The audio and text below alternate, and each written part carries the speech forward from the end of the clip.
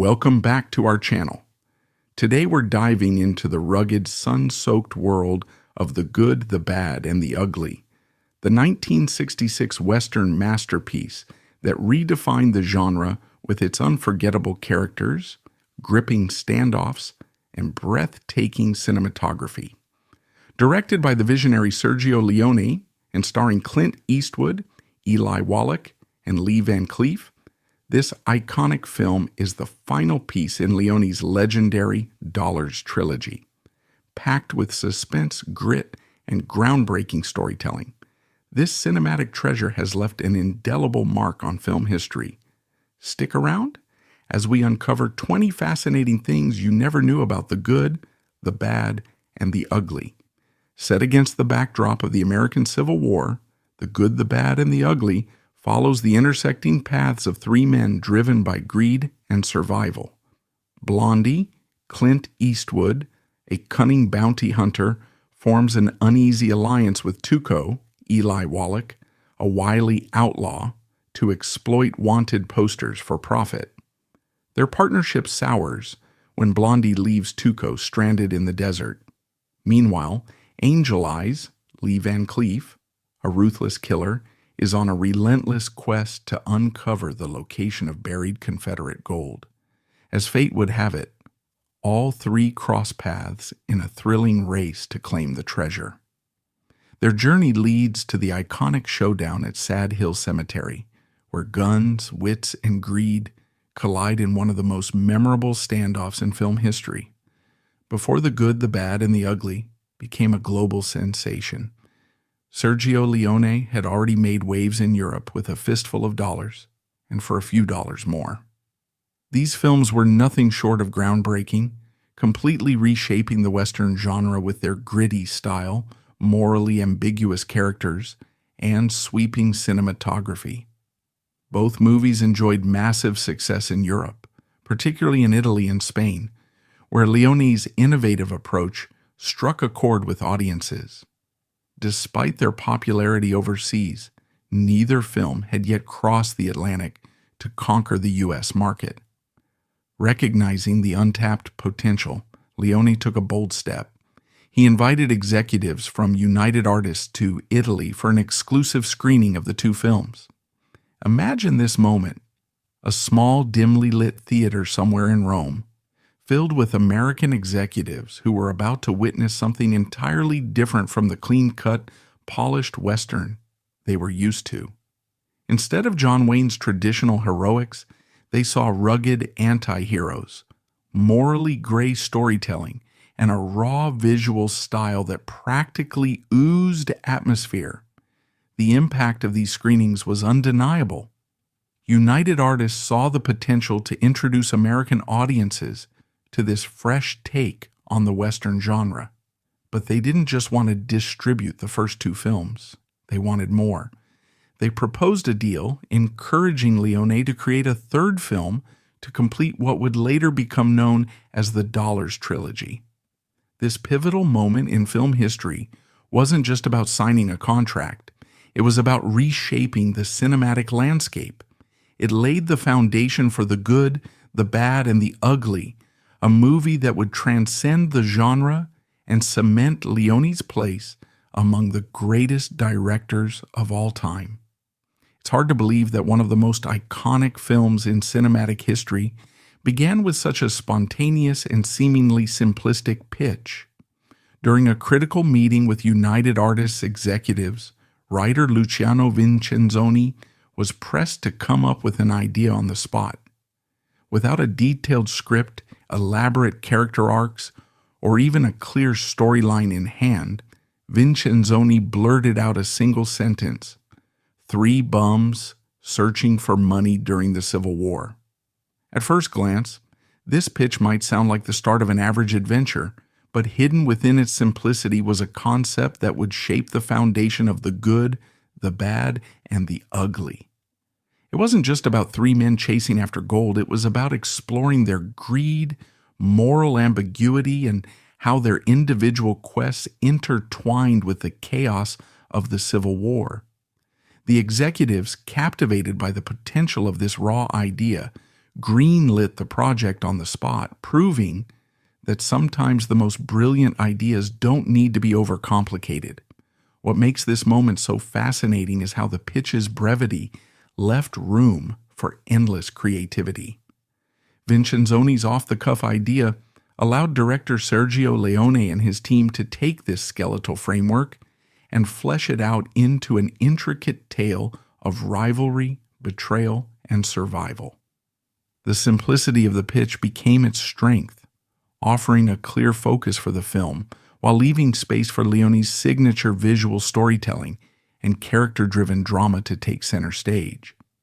Although The Good, the Bad, and the Ugly is widely recognized as the final chapter in Sergio Leone's Dollars Trilogy, it intriguingly serves as a prequel to the other two films. This subtle but significant detail adds a fascinating layer of depth to the story and its characters.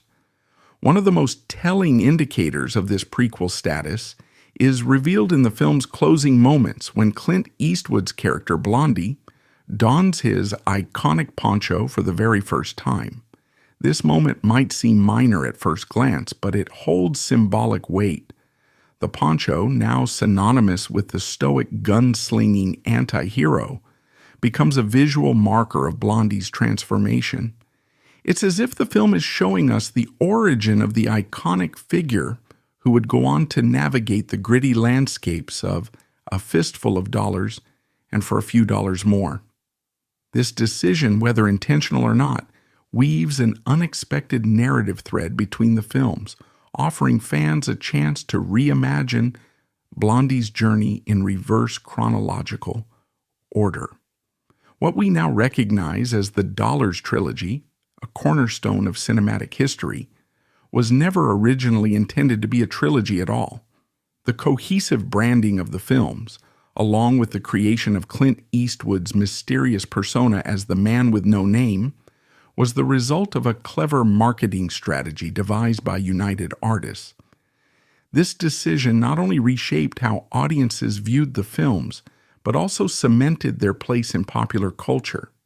In reality, Sergio Leone directed the three movies, A Fistful of Dollars, For a Few Dollars More, and The Good, the Bad, and the Ugly as standalone stories, each with its own distinct plot and characters.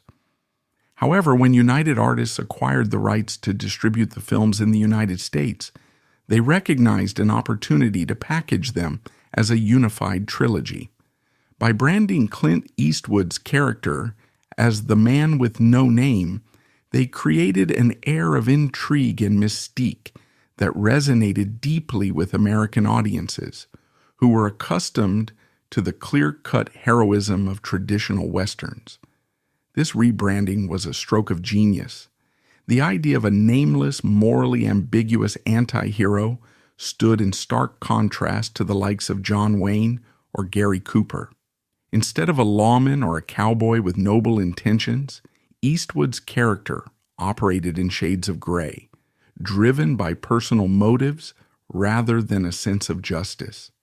The marketing leaned heavily into this enigmatic persona, with posters and trailers emphasizing his rugged looks, cigarillo, and silence over traditional heroics. Clint Eastwood's journey to reprising his now iconic role in The Good, the Bad, and the Ugly wasn't as straightforward as one might imagine. By 1966, Eastwood had already established himself as a rising star in the Western genre, thanks to the success of A Fistful of Dollars and For a Few Dollars More. However, he wasn't particularly eager to return to the genre so soon. In fact, when Sergio Leone approached him for the third installment, Eastwood initially turned down the offer. But Leone and his producers knew the value of Eastwood's star power and weren't about to let him slip away. Determined to secure their lead, they made him an offer he couldn't resist.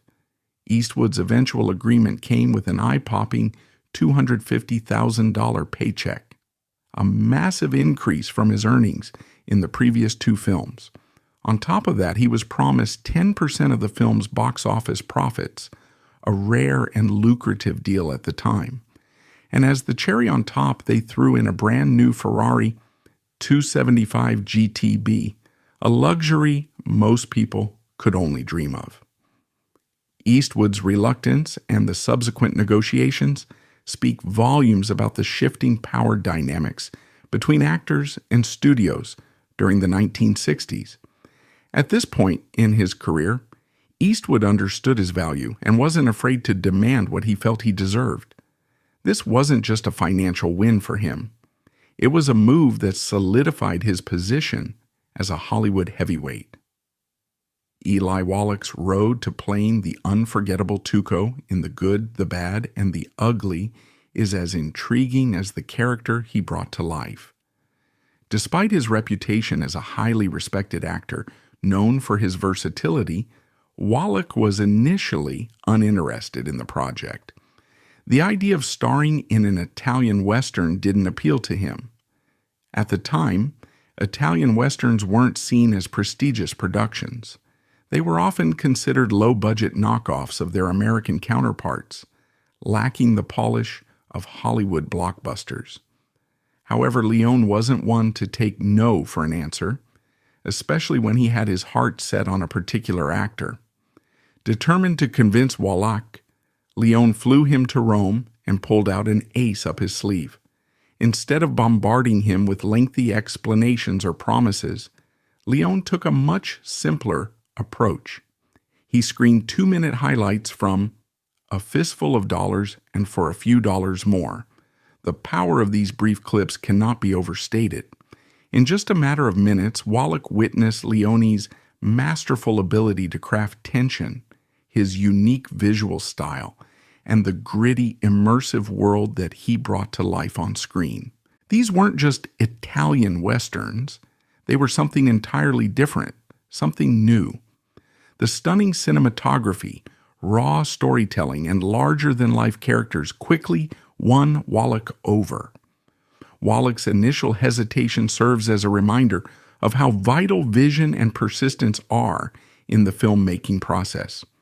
Without Leone's determination and ability to showcase his work so effectively, Wallach might never have taken the leap.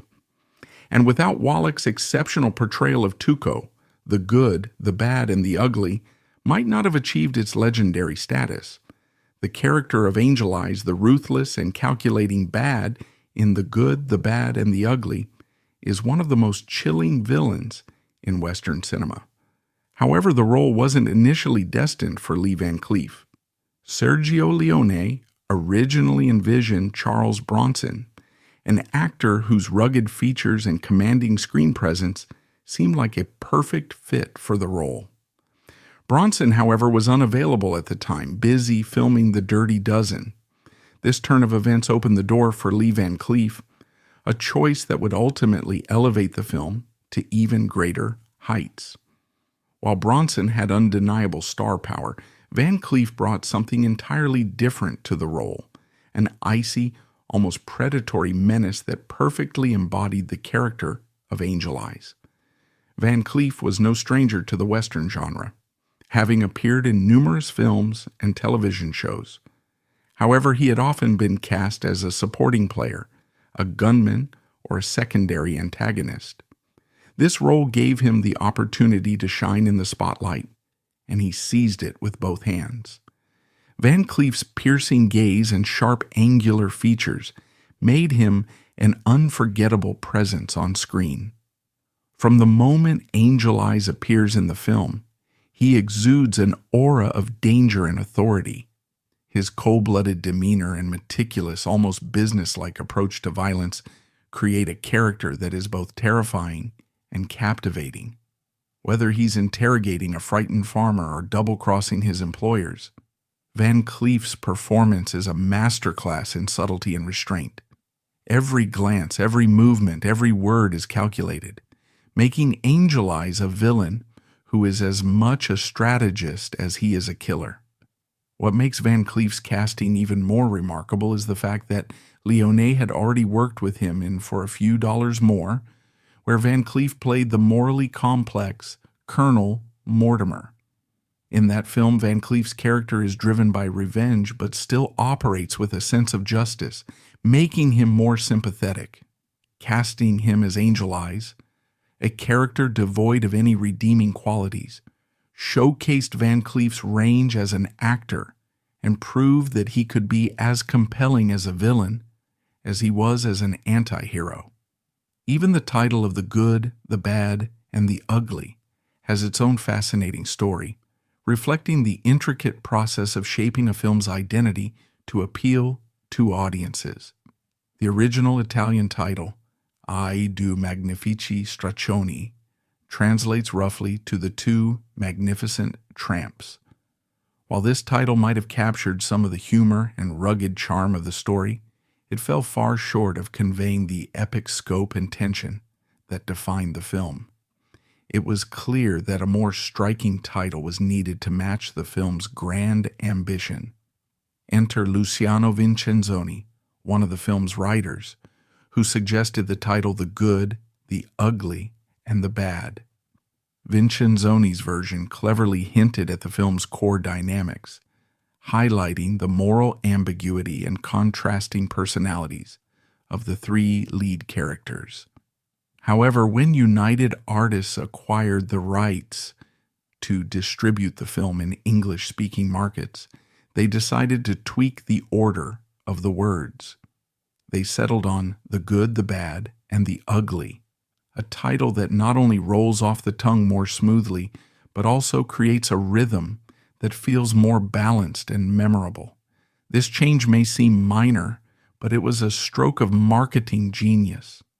The new title framed the film as a larger-than-life showdown between archetypal forces, good, evil, and everything in between. It immediately captured the attention of audiences, promising a story that would explore complex characters and high-stakes conflict. The deliberate ordering of good first and ugly last also subtly mirrors the journey of the film itself, which starts with the stoic blondie, Clint Eastwood, and ends with Tuco, Eli Wallach, the wild card whose antics leave a lasting impression. The decision to set the good, the bad, and the ugly against the backdrop of the American Civil War wasn't without controversy. In fact, none other than the legendary filmmaker Orson Welles strongly advised Sergio Leone against it, calling the Civil War box office poison. Welles believed audiences would be disinterested in films tied to such a grim and divisive period of history, particularly in the Western genre, which traditionally leaned on tales of frontier lawmen and outlaws rather than the politics of war. Leone, however, had a different vision. He saw the Civil War not as a deterrent, but as the perfect stage for a story about chaos, greed, and survival. The lawlessness of the era mirrored the moral ambiguity of his three central characters, making it an ideal setting to explore themes of betrayal and human nature.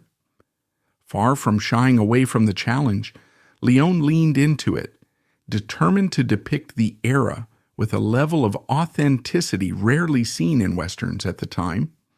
To achieve this, Leone conducted extensive research. He traveled to the United States and consulted the archives of the Library of Congress, delving into first-hand accounts, historical records, and photographs by Civil War-era photographer Matthew Brady, often called the father of photojournalism. These vivid images of soldiers, battlefields, and everyday life during the war served as inspiration for Leone's vision of a world ravaged by conflict and desperation. However, authenticity came with its challenges. While the film captures the gritty atmosphere of the Civil War, it also takes creative liberties, blending historical elements with dramatic flair. For instance, the inclusion of the Gatling gun, a weapon that existed during the Civil War, was an anachronism, as it wasn't used in 1862 or in the New Mexico territory where the film is set. Leone wasn't concerned with perfect historical accuracy. His priority was to create a compelling narrative and a visually striking world, even if that meant bending the facts for dramatic effect. The good, the bad, and the ugly is celebrated for its gritty portrayal of the American Civil War. But when it comes to historical accuracy, the film unapologetically prioritizes drama over strict adherence to the facts. Sergio Leone masterfully blends real historical elements with creative liberties, crafting a narrative that feels authentic while delivering maximum cinematic impact. This approach extends to other aspects of the film as well. The dusty, desolate battlefields and weary soldiers evoke the harsh realities of war, but they're depicted through Leone's uniquely cinematic lens. For instance, the ongoing struggle for control of a strategically unimportant bridge serves as a powerful metaphor for the senselessness of war. The futility and human suffering on display resonate deeply with viewers, even if they don't align perfectly with actual Civil War events. Leone's depiction of the Civil War era also uses visual storytelling to convey the chaos and brutality of the time. The film's production design and costumes evoke a raw, lived-in authenticity, from the tattered uniforms of soldiers to the makeshift Confederate prison camps. These details create a world that feels both historically grounded and intensely dramatic, immersing the audience in the character's harsh reality. To bridge the gap, Leone relied heavily on translators throughout the production. These intermediaries became an essential part of his filmmaking process, ensuring that his detailed instructions, from camera angles to character motivations, were accurately conveyed to the cast. Imagine the intensity of a Leone set, where the director's vivid, passionate descriptions of scenes were filtered through a translator to actors who had to trust both the process and the person relaying his words. It's a testament to Leone's charisma and leadership that he was able to inspire such confidence despite the indirect communication. However, not every interaction required translation. Eli Wallach, who played the unforgettable Tuco, had an advantage that set him apart. He could speak French, a language Leone also understood. This direct line of communication allowed Wallach and Leone to build a unique rapport. Their ability to exchange ideas without the need for a translator likely contributed to Tuco's rich, nuanced portrayal.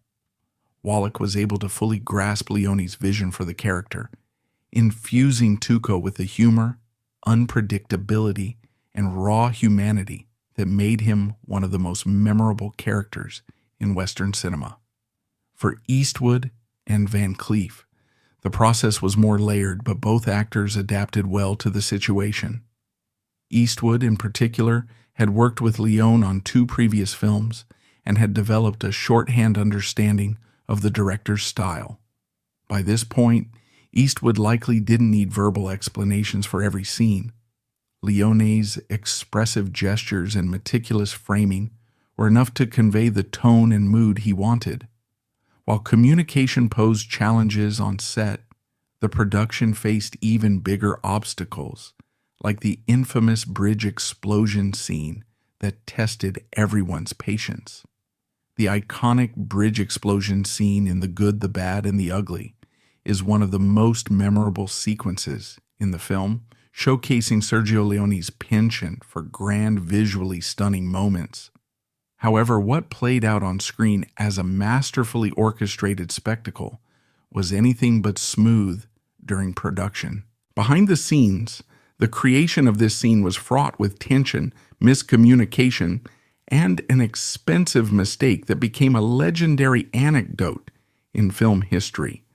For this pivotal moment, Leone enlisted the Spanish army to build and later destroy the bridge, using soldiers as extras to depict the chaos of the ongoing battle. The collaboration with the Spanish military offered a practical solution: access to skilled labor and a means of reducing production costs for such a massive set piece. The bridge itself was an impressive structure, carefully built to appear authentic and sturdy enough to handle the scene's requirements. The stakes for this sequence were high. Multiple cameras were strategically positioned to capture every angle of the explosion, ensuring no detail would be missed. With such a large-scale stunt, there would be no chance for a retake. This was a one-shot deal. Leone's meticulous planning extended to every aspect of the scene, including the timing of the detonation, which was supposed to occur only after the cameras were rolling and the crew gave the go-ahead. But even the best-laid plans can go awry. Miscommunication during the shoot led to an unforgettable mishap. The word via, which was intended to signal the start of filming, was also the trigger word for the demolition team to blow up the bridge. Unfortunately, a crew member unknowingly uttered the word prematurely while trying to hurry along a cameraman. Hearing the cue, the demolition team acted immediately, detonating the explosives before the cameras were rolling. The result? The bridge was obliterated in a spectacular explosion, but with no footage to show for it. Leone was furious, and understandably so. The destruction of the bridge, which had taken considerable time and effort to construct, now had to be completely rebuilt from scratch. This mistake drove up the production costs significantly, and tensions on set reached an all-time high. Eli Wallach's unforgettable performance as Tuco in The Good, the Bad, and the Ugly is filled with energy, wit, and raw humanity, but his time on set was anything but safe. While Wallach brought humor and depth to the character, he also endured a series of harrowing near-death experiences that became infamous anecdotes in the film's history. These incidents highlight the high stakes and unpredictable nature of filmmaking in an era when safety protocols were far less stringent than they are today. One of Wallach's closest calls occurred during the infamous hanging scene where Blondie Clint Eastwood shoots a noose to free Tuco from execution. The setup required Wallach to stand on a horse with his hands tied behind his back, a precarious position that relied on careful coordination. However, the scene took an unexpected and dangerous turn when the sound of the gunshot startled the horse, causing it to bolt. With Wallach still tied and the noose around his neck, the actor was dragged for nearly a mile as the horse galloped uncontrollably. Miraculously, Wallach managed to keep his balance and avoid being strangled, but the experience was undoubtedly terrifying. Despite these challenges, Wallach remained a consummate professional. His portrayal of Tuco is a testament to his resilience and commitment to his craft. The character's blend of humor, cunning, and vulnerability wouldn't have been possible without Wallach's full-bodied performance, even under such dangerous circumstances. One of the most interesting behind-the-scenes details about The Good, the Bad, and the Ugly is how Sergio Leone leveraged existing resources to bring his vision to life. A prime example is the set for Tuco's hanging scene, which was not originally constructed for this film. Instead, the town was a recycled set built for the 1966 spaghetti western Django, directed by Sergio Corbucci. Rather than creating a new set from scratch, Leone decided to reuse the Django set as it was, without any modifications or even a fresh coat of paint. This decision wasn't purely about saving money, though cost efficiency was undoubtedly a factor. Leone had a keen eye for production design and knew how to repurpose settings in a way that would seamlessly blend with the aesthetic of his films. The dusty, weathered look of the town perfectly matched the gritty, lived-in atmosphere that defined the good, the bad, and the ugly.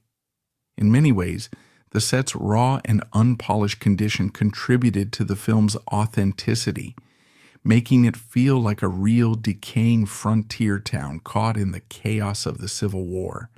The climactic showdown of the good, the bad, and the ugly set in the sprawling, eerily symmetrical Sad Hill Cemetery, is one of the most iconic moments in cinematic history. Built specifically for the film in 1966, the cemetery, located in Burgos, Spain, was meticulously designed to reflect the grandeur and tension of Sergio Leone's vision. Decades later, this once-forgotten location was brought back to life in one of the most remarkable fan-driven restoration projects ever undertaken, culminating in the 2015 documentary Sad Hill Unearthed. When production began on the film, Leone tasked the Spanish army with constructing the cemetery. After filming wrapped, however, the site was abandoned and left to the elements. Over the decades, nature slowly reclaimed Sad Hill, covering it with overgrowth and erasing its cinematic identity. To many fans, the iconic location existed only in the world of the film, its real-life counterpart seemingly lost forever. That changed in 2015 when a group of dedicated fans launched an ambitious project to restore the cemetery to its former glory. Volunteers from all over the world came together to clear away the dense vegetation, rebuild the graves, and meticulously recreate the intricate design of the original set. The restoration effort wasn't just a labor of love. It was a celebration of the film's enduring impact on audiences worldwide. One of the most peculiar and haunting details from the making of The Good, the Bad, and the Ugly lies in the cemetery scene, where Sergio Leone's commitment to realism took an unexpected turn. Among the rows of fake graves and props at Sad Hill Cemetery, one grave held something very real: a human skeleton. Far from being a mere prop, the skeleton had an extraordinary backstory, adding a layer of intrigue to an already iconic sequence. The skeleton belonged to a woman who had been an actress in life and, in an unusual twist, had expressed in her will that she wished to continue acting even after her death. Her body was preserved and made available for film productions, effectively allowing her to fulfill her final wish of remaining in the spotlight. This peculiar arrangement led to her skeleton being used in the climactic cemetery scene, where it became part of the film's unforgettable visual tableau. The decision to use a real skeleton wasn't purely for shock value. It aligned with Leone's obsession with authenticity. Throughout his career, Leone had a reputation for demanding meticulous detail in every aspect of his films. Whether it was the perfectly symmetrical design of Sad Hill Cemetery or the genuine weathered appearance of his characters, Leone's work always strived to immerse audiences in a gritty, believable world. Including a real skeleton in the scene, while unconventional, added a touch of eerie realism that fake props could never replicate. Yet this anecdote is more than just a bizarre piece of trivia. It reflects the peculiar intersection of art and reality that often defines great cinema. The skeleton's presence transforms it from a macabre detail into a symbol of the film's raw, unflinching nature. In a story where death and greed permeate every frame, the real skeleton serves as a subtle reminder of the inevitable consequences of the character's choices. One of the most fascinating aspects of The Good, the Bad, and the Ugly is how it plays with traditional notions of morality, particularly through the actions and choices of its three central characters. The film's title suggests clear distinctions: Blondie, Clint Eastwood, as the good, Tuco, Eli Wallach, as the ugly, and Angel Eyes, Lee Van Cleef, as the bad. However, these labels are far from straightforward. A deeper look at their actions, particularly their kill counts, reveals a much more nuanced exploration of morality. While he may have a certain charm and a code of honor that sets him apart from the others, his actions are far from saintly. Over the course of the film, Blondie racks up an impressive 11 kills, the highest of the trio.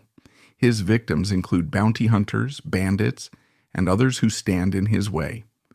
While his targets are typically unsavory characters, Blondie's willingness to resort to violence underscores the moral ambiguity of his character. He isn't good in the conventional sense. He's simply the most ethical when compared to the others, operating with a semblance of fairness in a chaotic, lawless world. Tuco, the Ugly, occupies a moral gray zone that makes him one of the film's most compelling characters. With 6 kills to his name, Tuco is no stranger to violence, but his actions are often driven by desperation and self-preservation rather than malice. His resourcefulness and humor make him oddly endearing, even as he betrays Blondie and schemes his way through the story. Tuco's moral ambiguity reflects the idea that people are rarely wholly good or bad, but rather shaped by their circumstances. Unlike Blondie and Tuco, whose targets are typically other criminals or enemies, Angel Eye's victims include innocent civilians. He coldly executes a former soldier, his young son, and a bedridden invalid, showcasing a complete lack of empathy and an unrelenting focus on his own self-interest. These actions mark him as the most morally corrupt of the three, driven purely by greed and a willingness to eliminate anyone who stands in his way. Leone masterfully subverts the traditional Western trope of the righteous hero and villain, presenting characters who operate within shades of gray. Blondie may be the good, but he's far from perfect. Tuco is the ugly, yet he's the most emotionally complex. And Angel Eyes, though the bad, is a fascinating portrait of pure malevolence. One of the defining visual elements of Clint Eastwood's iconic character in The Good, the Bad, and the Ugly is his ever-present cigarillo. Whether he's calmly surveying the horizon, staring down an opponent in a tense standoff, or delivering a dry one-liner, the cigarillo seems to be as much a part of Blondie's persona as his poncho and piercing glare. However, what many fans don't realize is that Eastwood himself despised smoking, and his disdain for the habit made this signature trait a source of tension on set. Sergio Leone, known for his perfectionist tendencies, was adamant about the cigarillo being an essential part of Blondie's image. The cigarillo wasn't just a prop, it was a tool that added to the character's mystique. The way Eastwood casually clenched it between his teeth, lit it with a flick of his match, or let its smoke curl in the air during moments of silence became a subtle but powerful visual motif. It symbolized Blondie's unshakable calm and his detached, almost indifferent attitude toward the chaos around him. For Eastwood, however, this seemingly minor detail became a significant annoyance. The combination of his personal distaste for smoking and the grueling demands of the shoot pushed Eastwood's patience to its limit. It's said that he frequently threatened to quit during filming, warning Leone with remarks like, "Get it this time or I'm going to throw up," or, "If you make me smoke another one of these, I'm walking off the set." These comments, while likely said in frustration, highlight just how much the smoking element grated on Eastwood. The legacy of The Good, the Bad, and the Ugly is so enduring that it's no surprise there were once discussions about a potential sequel.